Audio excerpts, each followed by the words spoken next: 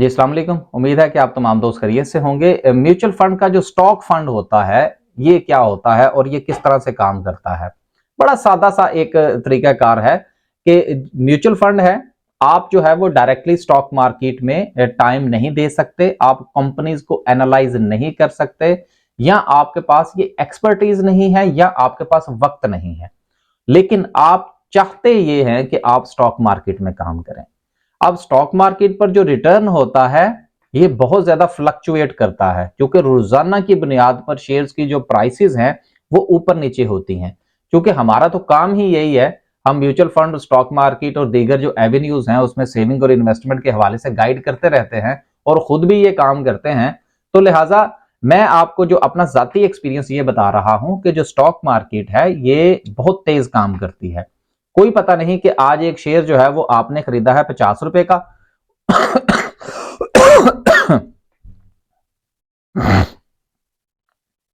सुबह पता लगे जी कि वो शेयर जो है 55 रुपए का हो गया या 45 रुपए का हो गया, और फिर उसके बाद तीसरे दिन पता लगे कि वो 45 से 42 का हो गया, फिर वो 38 पे चला गया, फिर वो 33 पे चला गया।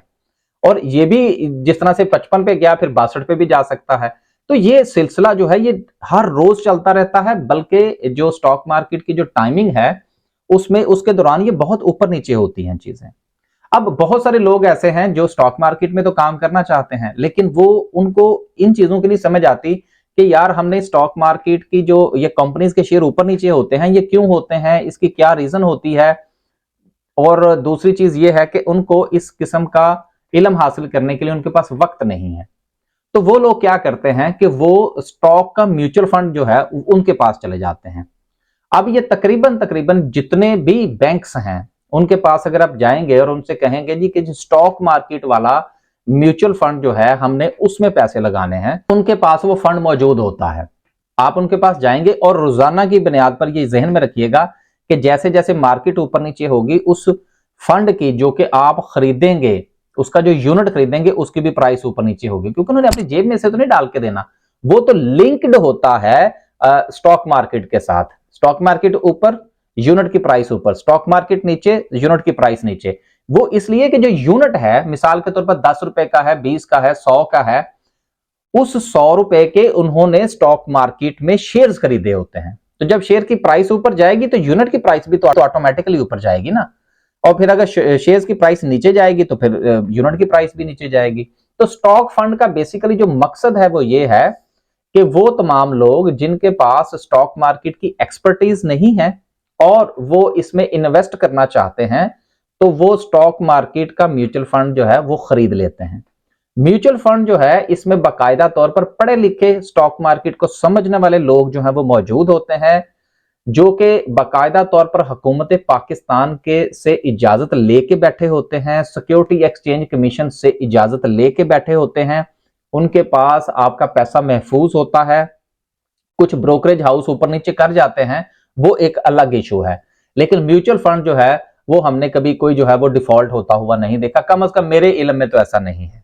हाँ, अलबत्ता ये जरूर हो सकता है कि आपने 1 साल पहले म्यूचुअल फंड में 1 लाख रुपया डाला था। कौन से म्यूचुअल फंड में? स्टॉक वाले म्यूचुअल फंड में। और अब पता लगे कि जी वो जो है वो 1 लाख का 15,000 रह गया है, ये तो हो सकता है। या वो 1 लाख का 4 लाख हो गया है, ये तो हो सकता है। लेकिन ये डिफॉल्ट नहीं करते कि वो आपके पैसे लेकर भाग जाएं।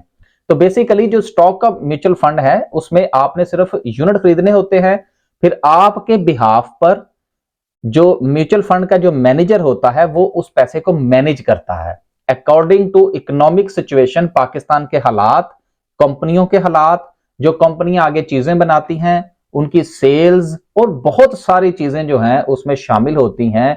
बहुत सारे फैक्टर्स होते हैं जिनको वो स्टडी करते हैं, फिर वो डिसाइड करते हैं कि किस कंपनी का शेयर खरीदना चाहिए, किस कंपनी का शेयर बेचना चाहिए। फिर इस दौरान जो उनको नफा और नुकसान होता है उसको वो आपकी तरफ पास ऑन कर देते हैं दरमियान में से अपनी कमीशन रख के। और वो कमीशन जो है वो बाकायदा तौर पर उन्होंने उस पूरे जो पेज आपको मिलेगा उसके ऊपर लिखी होगी कि कितने फीसद जो है वो अपनी तनख्वाह के तौर पर वो रखेंगे। ये मैं आपको आसान तौर पर समझाने के लिए बता रहा हूं। वो अपना हिस्सा उसमें से काट लेंगे और बाकी के जो पैसे हैं या बाकी का जो नफा और नुकसान है वो आपको पास ऑन कर दिया जाएगा। फिर उसके बाद आप ये भी देख सकते हैं कि जो म्यूचुअल फंड आपने खरीद रखा है स्टॉक मार्केट का, उस म्यूचुअल फंड ने कौन कौन से शेयर्स जो हैं वो स्टॉक मार्केट में खरीद रखे हैं।